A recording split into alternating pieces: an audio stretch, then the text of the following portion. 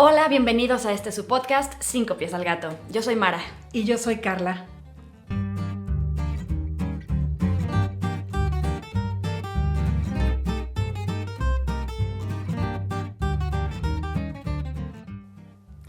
Bueno, pues el día de hoy, como siempre, vamos a hablar de una ley del poder del libro Las 48 leyes del poder de Robert Greene.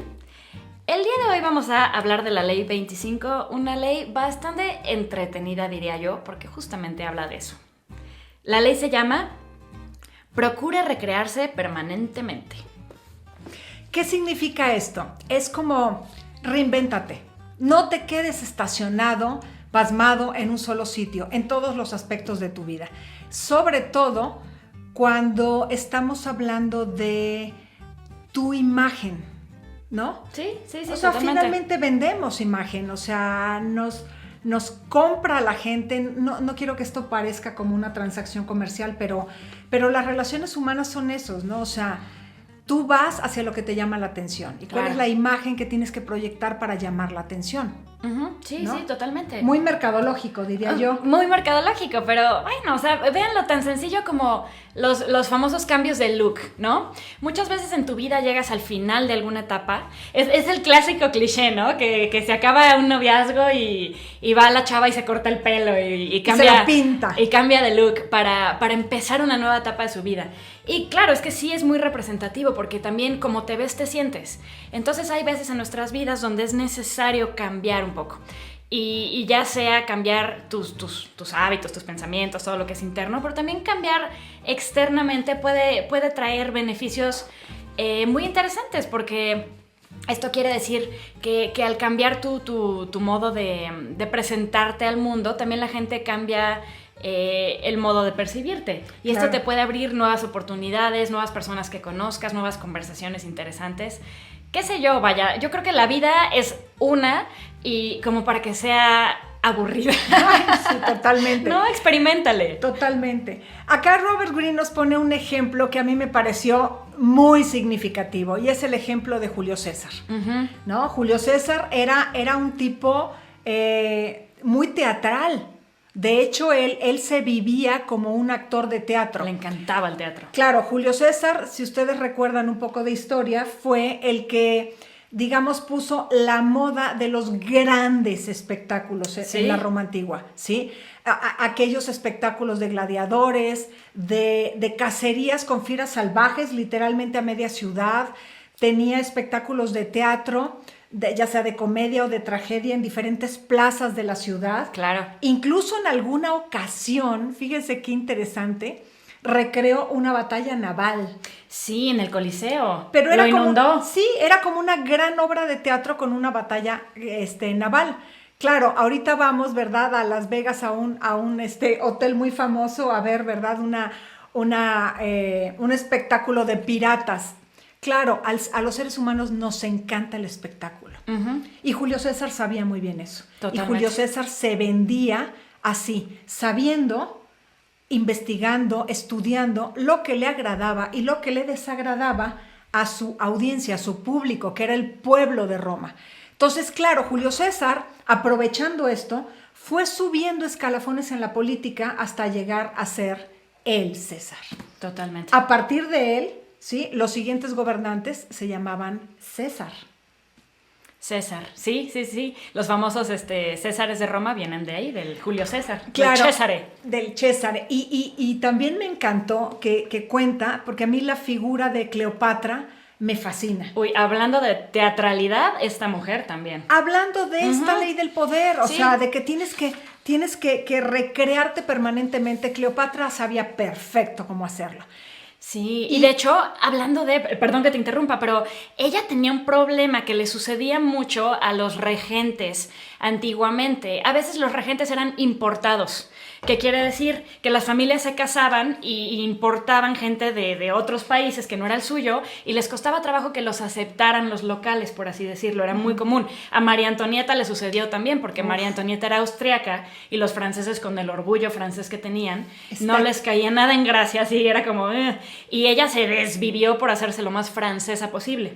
Cleopatra también lo hizo. Entonces, en esta reinvención de su personaje, porque la familia de ella era macedonia, entonces incluso la tez, el color de la piel era distinto, y a los egipcios pues no sentían mucha conexión, no les caía muy en gracia. Así es. Y es importante para un regente tener conexión con su pueblo, que el pueblo la quiera. Y ella pues se desvivió para crear este personaje que prácticamente parecía diosa egipcia. Ella era muy estudiosa. De hecho, dicen que se la vivía en la biblioteca de Alejandría justamente. Y aunque no le damos crédito por eso, normalmente la vemos como un personaje como muy seductor. Y muy superfluo. Muy superfluo, pero en el personaje que se creó, prácticamente llegó a ser percibida por la gente egipcia y también por los romanos y por la historia como prácticamente una diosa egipcia. Claro, y justo el pedacito que les iba a comentar de la vida de Cleopatra relacionada con Julio César, sí. es cuando Julio César la lleva a Roma, la invita a Roma, sí. Como, no lo quiero decir así, pero de alguna manera lo es, como un trofeo más. Un trofeo exótico. Exótico de sus conquistas. Sí. Entonces Julio César presenta a Cleopatra. Pero ¿cuál va siendo la sorpresa de Julio César?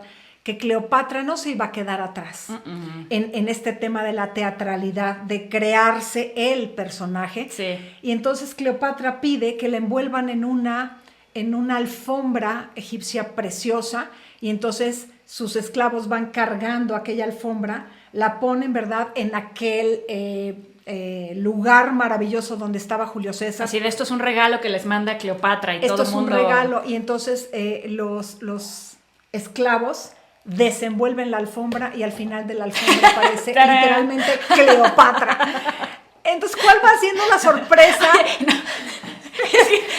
Una de dos, o apareció así, teatralmente así, o salió toda despelucada, o sea. Seguro la peluca se le movió. Pero en fin. Pero fue teatral. Fue teatral. Sí. Y eso me hace pensar en un montón de personajes actuales que yo conozco. De hecho, si ustedes se van al Instagram, si ustedes se van al Facebook, veremos un montón de personajes, que ya no son personas, son personajes, porque se han dedicado a recrearse y convertirse en algo 100% atractivo, llamativo, pero no estamos viendo a la persona, estamos viendo al personaje. Entonces, eso jala, eso funciona. Sí. Sí, claro. Sí, claro que funciona. Claro, porque ¿no? resuena con algún grupo de personas, ¿no? Totalmente. Eso en cuanto a estrategia, pero como les decía, también si quieres verlo a nivel personal, qué divertido es experimentar contigo mismo, ¿no? Porque tu identidad ahí está, tus valores ahí están y la persona que eres ahí está. Pero que no se te olviden. Sí, que no se te olviden, eso es importante. Saber quién eres, ¿no? Al final del día, pero las personas estamos en constante evolución y es así como ves hacia atrás y puedes ver las fotos de cómo eras tú hace 10 años y hasta te ríes, ¿no? ¿Qué persona era? Y era otro personaje, entonces no nos tomemos tan en serio, porque a mí también eso es algo que me gusta de este capítulo. Sí. Este libro muchas veces es sobre tomarse a uno muy en serio y tomarse la vida muy en serio, porque todo es estrategia, ¿no? Que sí lo es, pero este capítulo a mí me resonó más como sobre lo contrario, sobre no tomarnos tan en serio. Nada está escrito en piedra y de verdad puedes cambiar las cosas, ¿por qué no? Sí, no, totalmente de acuerdo contigo. Yo también lo viví por ahí. Sí. Aunque en una parte del capítulo que me encantó, porque este tipo de personajes me fascinan, es el personaje, no me dejarás mentir, tú recordarás a George Sand. Ah, sí. Pero George Sand en realidad era un personaje creado por una escritora, por una mujer súper talentosa. Sí. Súper talentosa, llamada Aurore Dupin Dudevant. El déjà vu.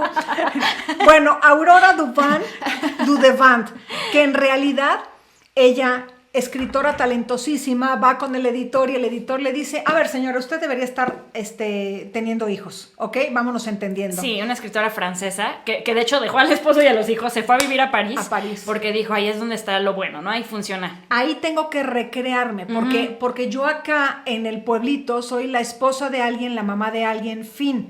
No puedo ser una escritora aquí, tengo que modificar mi medio ambiente. Claro, son decisiones drásticas, no les estamos diciendo que las tomen, ¿verdad? Todos dejen los días. a su familia. No, claro que no. No, pero en aquellos tiempos lo drástico era necesario. ¿Por qué? Por el estilo de vida, por las limitaciones sociales, por el contexto histórico, etc. Esta mujer se va a París, se topa, ¿verdad?, con este editor, que el editor la manda a su casa a tener hijos y ella dice, entonces para ser escritor tengo que ser hombre. Vamos a crear a un personaje hombre. Y entonces su primer libro lo saca a la venta con el nombre de George Sand. Con un seudónimo. Un seudónimo. Y ella, curiosamente, se empieza a vestir de pantalones, con sacos larguísimos, sombrero. Empieza a fuma puros. Puro. Ajá. Y se empieza a llevar de a cuartos, como decimos, con los escritores y artistas de la época. Tan es así, tan ella se mete en el personaje, que es 100% aceptada por ese grupo de artistas bastante elitistas, diríamos. Claro. ¿No? Y ella a su mejor amigo, que es Gustave Flaubert, justamente le dice, ¿no? Le dice que ella no sentía el menor deseo de ser hombre, o sea, que no la malinterpretaran, que ella no quería ser hombre, sino que ella desempeñaba ese papel, ¿sí?, para el consumo público. Sí, o sea, era un personaje. Era un personaje. Decía, a mí en realidad lo que deseo es el poder necesario para determinar mi propio carácter y dirigir mi propia vida, rechazando los límites que la sociedad le impone como mujer. Siendo ella misma, le resultó imposible acceder al poder y a la fama. Por lo tanto, creó un personaje que podía adaptar a su antojo, una persona que atraía la atención y que le confería presencia. Fíjense los extremos a los que en algún momento de la historia hemos tenido que llegar para hacer lo que queremos hacer. Claro, pero pensé en un ejemplo, la película El Diablo Viste a la Moda. Ah, buenísima. Buenísima, con Anne Hathaway y Meryl Streep. Es esta película en la que llega una chica sumamente capaz, porque es una mujer muy inteligente, muy preparada, muy sensible, a una empresa de moda. Representa en realidad a la revista Vogue, no lo dicen así. Meryl Streep es la editora, que está basada en un personaje que se llama Anna Wintour, que es un personaje de la moda muy, muy reconocido, una editora famosísima. Y por supuesto, al principio no la toman en serio porque, como dicen en inglés, she's not dressed the part. No está vestida para la ocasión, digamos, para el ambiente, y no la toman en serio, no embona con el ambiente. Sí. Entonces, a pesar de que tiene las capacidades, no la toman en serio porque no embona. En el momento que ella decide hacer una evolución, y lo que me gusta de la película es que no es una evolución totalmente, comienza siendo algo meramente superficial y algo práctico para que la acepten, ¿no? Porque ella incluso siente como que, ay, estoy siendo una ridícula porque me estoy disfrazando como si fuera un payaso para que me acepten. Pero lo que me gusta mucho es que termina también habiendo un cambio en ella, personalmente, porque como te vistes, como actúas, también influye en tu psique, ¿no? Fake it until you make it. Sí, fake it till you make it. Es que en inglés tienen muchas frases hoy estamos pocheando mucho, estamos hablando en Spanglish, pero es que también hay frases interesantes en otros idiomas. Dichos. Y me gusta mucho. Fake it until you make it. Puede que al principio estés un poco disfrazado, digamos, un poco jugando un papel que no es el tuyo, pero esto también termina transformándote a ti como persona y puede haber cambios bien interesantes para ti. Claro, claro. Entonces, bueno, esto de los personajes es divertido, es interesante, siempre y cuando no olvides quién está detrás de esa máscara. Las máscaras son necesarias. Todos usamos máscaras, no nos pongamos acá puristas, todos usamos máscaras. Sí. Entonces, estas máscaras es como un guardarropa, ¿no? Claro. ¿Cuál es la máscara que yo me pongo? Ahora, usar para un evento elegante te pones un vestido elegante. Claro, y te disfrazas, digamos, ¿no? Del personaje. El chiste acá es que tú identifiques perfectamente bien quién eres tú y quién es el personaje que estás creando, ¿sí? Porque los personajes atraen. De hecho, una frase que me gusta muchísimo es una de Julio César. Dice, igual que César, debe tener constante conciencia de su público, qué cosas agradan y qué cosas aburren a los demás. deberá ubicarse siempre en el centro de la escena, llamar la atención y nunca permitir que lo releguen a un segundo plano. Entonces, en algunos ámbitos, en algunos ambientes, tú no puedes estar en un segundo plano. Tú no puedes perder la frescura, porque si pierdes la frescura, alguien más vendrá a tomar tu lugar. Un ejemplo que me parece interesantísimo de esto que acabas de decir, ahorita lo pensé. Miren qué curioso. Tal vez algunos de ustedes que nos están escuchando dirán, ay no, a mí no me importa y la moda y qué tiene que ver, nada conmigo. Piensen en esto. Steve Jobs. Steve Jobs, que fue un hombre que llegó a revolucionar y a mover todo, inclusive en el ámbito de la moda. ¿A qué me refiero? ¿Quién era su mayor competencia? Microsoft en este momento, ¿no? ¿Cómo se vestía la gente de negocios en ese entonces, incluido Bill Gates? Bill Gates, traje perfecto, precioso, corbata impecable, claro, perfectamente peinado. Claro, ¿no? Exactamente. Y llega este cuate y quiere diferenciarse. Dice, a ver, este mercado ya está saturado, nadie me conoce, yo no soy nadie. Y todo él se crea un personaje, inclusive su modo de vestir. Claro. Él fue el primero que digamos que casualizó el business world, y inclusive se volvió algo aspiracional. Es como, es que yo quiero ser como Steve Jobs. Entonces mucha gente en el medio de Silicon Valley, de la gente de tecnología, se empezó a vestir como él, y se empezó a volver algo aspiracional y algo como de, si estás en el club de este tipo de gente que piensa diferente, te vistes así. Piensen en Mark Zuckerberg, que Mark Zuckerberg es el dueño y creador detrás de Facebook, Instagram y muchas otras, WhatsApp. Él siempre es famoso porque se viste con una sudadera y sus jeans. ¿Sí? Y tenis. Ellos vinieron a cambiar el cómo se viste la gente que hace negocios. Y puede ser algo disruptivo y revolucionar toda una industria. De hecho, yo recuerdo, ¿verdad? Cuando empezaba a trabajar, mi mamá siempre me decía, Carla, vístete bien, porque acuérdate que como te ven, te tratan, ¿no? Y eso funcionaba antes, yo diría. Actualmente, también como te ven, te tratan, pero los parámetros han cambiado, ¿no? Yo creo que sigue funcionando. Ahí estoy. Sí, es que no creo que haya cambiado. Simplemente cambió la moda.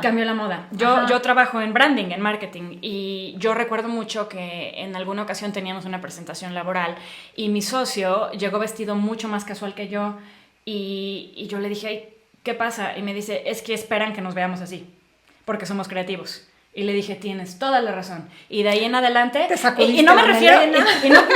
No me refiero a verte mal, por supuesto, ¿no? Al final del día eres un profesional, y pues... Pulcro, te tienes que ver bien, te tienes que ver profesional, pero sí esperan que te veas como un creativo hasta cierto punto y que te veas diferente a la gente corporativa. Es un personaje. Bueno, yo les puedo decir, antes mi disfraz de trabajo eran puros trajes sastres y me encantaban. La verdad es que el power suit me fascinaba, más que el power suit, a mí me gustaba mucho, era cómodo, elegante, práctico y muy professional. Es que así se llama, los trajes de mujer se llaman power suit. Bueno, pues yo me sentía muy poderosa, claro, muy poderosa y me encantaban y tenía unos divinos. Y de repente llegó el business casual prácticamente en todas las empresas donde yo trabajaba y actualmente aún trabajo, y ya no venía el caso que yo llegara a dar un taller o a dar una sesión de coaching vestida con traje sastre, totalmente fuera de contexto. Mis trajes sastres los regalé 100% y actualmente mi business casual es, o sea, me tengo que vestir como se viste la gente a la que voy a atender. Por supuesto. ¿No? Sí. Eso es también parte de un personaje. Claro, a veces buscando algún diferenciante, porque tú eres la que dirige al grupo. Pero por eso, ¿no? Tienen que ir midiendo así como... Y ser muy conscientes de cómo está la cosa y el ambiente. Bueno, mi diferenciador durante mucho tiempo, yo traía el pelo rojo. Sí. Y era la única consultora que traía el pelo rojo. Me acuerdo que todo el mundo te ubicaba por eso. Sí. Pero bueno, en fin, ya los años y las canas van ganando la batalla, pero aquí estamos, tratando de diferenciarnos de otra manera. Y de recrearnos. Que eso es lo divertido en la vida, ¿no? Claro. Entonces, bueno, pues este es el mensaje que les queremos dar. Esta ley no tiene invalidación. No. Esta ley lo que te dice es, no hay forma de invalidar esta ley porque en realidad todos así somos, vamos evolucionando, creciendo. Nada más cuida que tu personaje sea un personaje actual, que te dé resultados, y si no te gusta, cámbialo. Totalmente.